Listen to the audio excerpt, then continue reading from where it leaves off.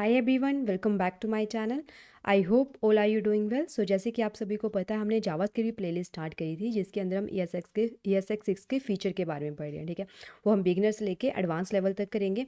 उसके अंदर आज जो टॉपिक हम करने वाले हैं वो है हमारा डिफ़ॉल्ट पैरामीटर का। That is one of the most important topic, क्योंकि जब भी हम फंक्शन के अंदर पैरामीटर पास करते हैं, कई बार क्या करता है, उस आर्गुमेंट को हम वैल्यू नहीं दे देता है, वो क्या करता है, हमें अनडिफाइंड वैल्यू दे देता है। ठीक है, उसको रिजोल्व करने के लिए हम किसका यूज़ करते हैं, डिफ़ॉल्ट पैरामीटर का यूज़ करते हैं। ठीक है, तो चलो देखते हैं डिफ़ॉल्ट पैरामीटर क्या है, कैसे काम करता है, इंटरव्यू हमसे इसमें से क्या क्वेश्चन पूछता है, वो सारी चीज़ें हम इसके अंदर डिस्कस करेंगे। चलो स्टार्ट करते हैं।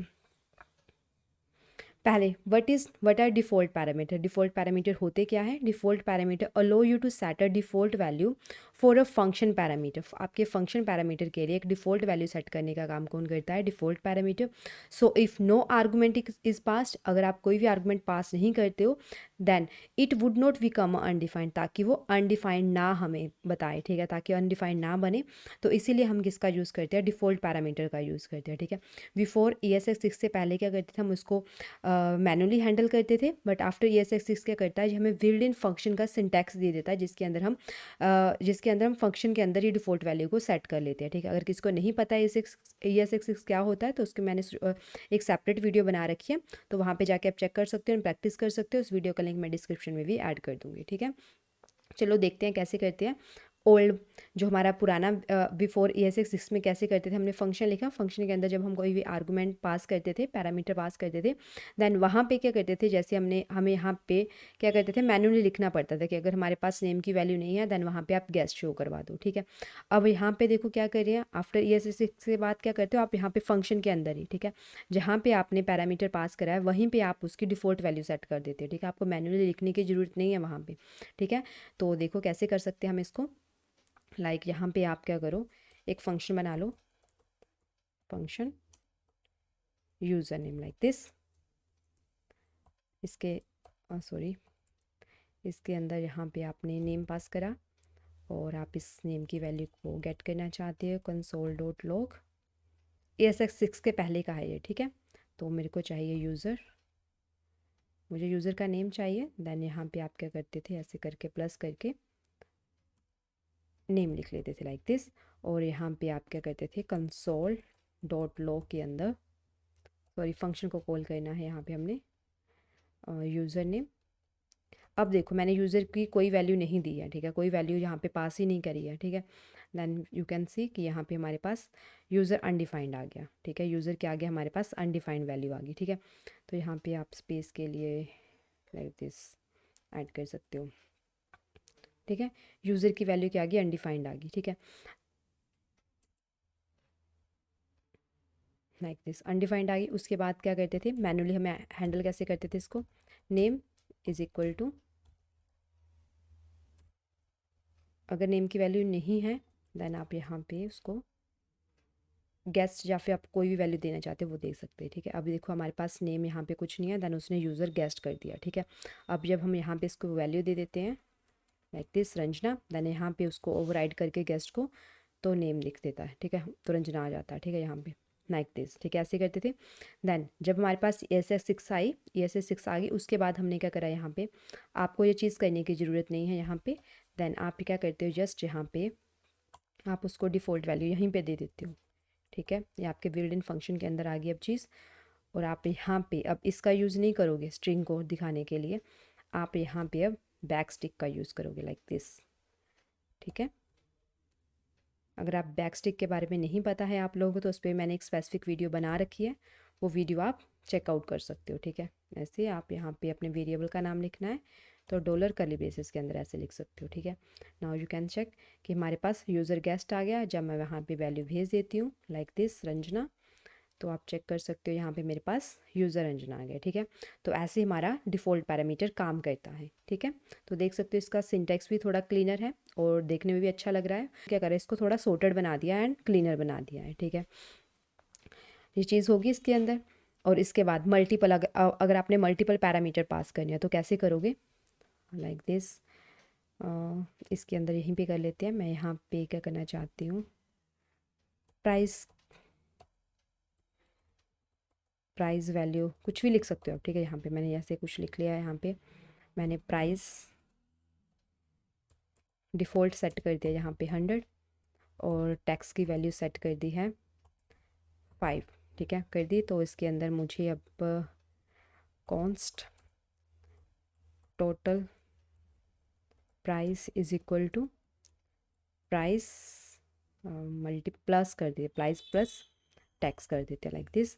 तो यहाँ पे अब मुझे टोटल प्राइस की वैल्यू भेजनी है लाइक दिस। मैं यहाँ पे प्राइस लिख लेती हूँ दिस, ठीक है। यहाँ पे मैंने कुछ नहीं भेजा फ़िलहाल। तो आपके हिसाब से मेरी वैल्यू क्या आनी चाहिए? आप वीडियो को पॉज करके बता सकते हो। 100 + 5 कितनी आएगी फिर? यू कैन सी कि यहाँ पे उसने एरर दे दी, यूज़र नेम सॉरी, यहाँ पे हमारे पास फंक्शन का नाम हमने चेंज कर दिया है।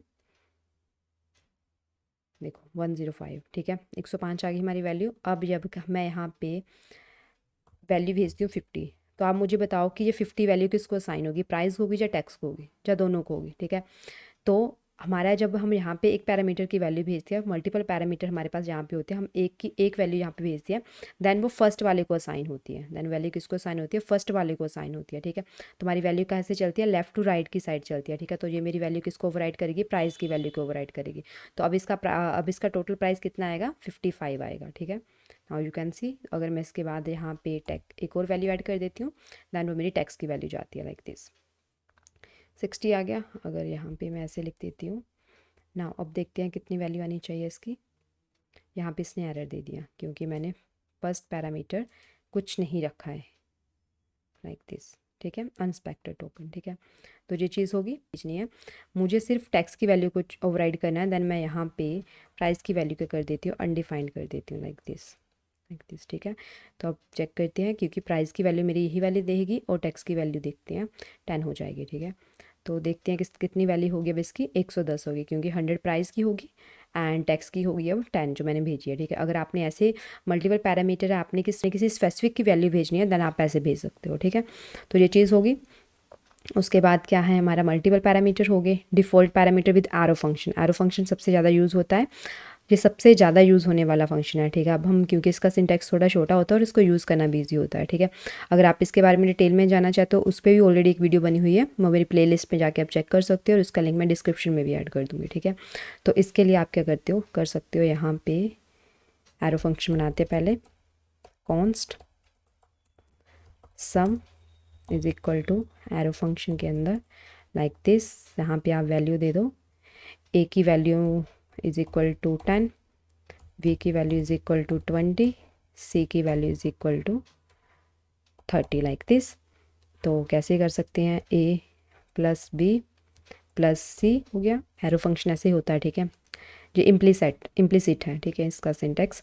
तो हम इसको फंक्शन को कॉल कर लेते हैं लाइक दिस। अभी मैंने कोई भी वैल्यू यहाँ पे पास नहीं करी है, ठीक है। यू कैन सी कि मेरे पास कितनी वैल्यू आ गई है। सॉरी, इसको कंसोल में करना पड़ेगा ना हमें, तभी आएगा। console.log के अंदर हम इसको कॉल कर लेते हैं ताकि हमारे पास यहाँ पे आउटपुट शो कर सके, ठीक है। कितनी वैल्यू आ गई इसकी? 60 वैल्यू आ गई, ठीक है। अब ये ऐसा ही सेम इसके लिए मैं 10 भेजूँगी तो वो एक ही वैल्यू को ओवरराइड करेगा लाइक दिस। पहले ही 10 है, वो 20 कर देती हूँ, ठीक है। तो 70 हो गई, ठीक है। ऐसे ही आप मल्टीपल वैल्यूज़ के अंदर भी सेट कर सकते हो, भेज सकते हो। और इसके बाद है हमारे पास इंटरव्यू ट्रिकी क्वेश्चन है ये, ठीक है। कि जब आप देखोगे यहाँ पे आपके पास लाइक दिस, इस एग्जांपल को हम करके देख लेते हैं। फंक्शन बनाते हैं, एक फंक्शन का नाम लिख लेते हैं टेस्ट के लिए। तो यहाँ पे आपके पास वैल्यू है 20 एंड उसके बाद आप बोनस ऐड कर रहे हो। वैल्यू किसके साथ? वैल्यू को मल्टीप्लाई करना है आपने, वैल्यू को मल्टीप्लाई करना है आपने 2 के साथ लाइक दिस, ठीक है। उसके बाद कॉन्स्ट के अंदर आपने एक चीज़, कॉन्स्ट के अंदर या फिर आप जस्ट यहाँ से रिटर्न भी कर सकते हो like this, total salary like this करके आप क्या करो, वैल्यू प्लस कर दो बोनस लाइक दिस, ठीक है। तो इसको आप यहाँ पे console.log लॉक करवा सकते हो, बैक स्टिक का यूज़ करेंगे, टोटल, और वेरिएबल को ऐड करना है तो डॉलर का साइन कर्ली ब्रेसेस के अंदर total salary like this add कर दो, आप को कॉपी कर लो, यहाँ पे ऐड कर दो लाइक दिस, और यहाँ पे आप बाहर फंक्शन को कॉल कर लो। अब बताओ आपके हिसाब से इसके क्या है, क्या आने चाहिए, इसके आउटपुट क्या आएगी।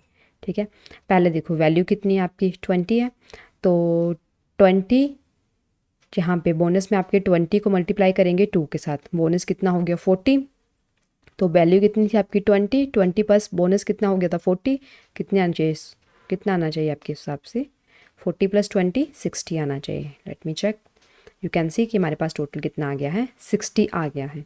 ठीक है, अब आप देखो कि इसके बाद मैं आपको इसके रिलेटेड एक इंटरव्यू क्वेश्चन भी दूंगी। ठीक है, तो ये होगी हमारा, इतनी चीज़ थी हमारे पास पैरामीटर, डिफ़ॉल्ट पैरामीटर के लिए। ठीक है, तो इसकी समरी कर लेते हैं एक बार। डिफ़ॉल्ट पैरामीटर क्या करता है, स्टॉप करता है फंक्शन को फ्रॉम रिटर्निंग द अनडिफाइंड। ठीक है, जो आपके कोड को क्या कर देता है, क्लीन बना देता है, रीडेबल बना देता है। Supported in normal and arrow function के अंदर भी आपको सपोर्ट करता है। यूज़फुल है फॉर ऑप्शनल आर्गूमेंट में, कन्फिग्रेशन के लिए एंड एपीआईज़ के अंदर। ठीक है, तो ये वाली चीज़ जो है अभी मैंने आपको करके बताई है यहाँ पे एग्जांपल, बट इसमें थोड़ा सा ट्रिकी है अब यहाँ पे।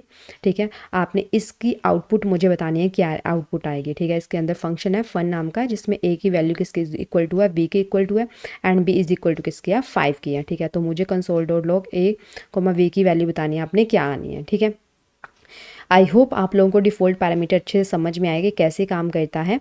सो अगर आपको इसके रिलेटेड कोई भी क्वेरी है प्लीज़ कमेंट सेक्शन में लिखिए, and if you like my video please to like share and subscribe my channel. So thank you guys, मिलते हैं अब नेक्स्ट वीडियो में।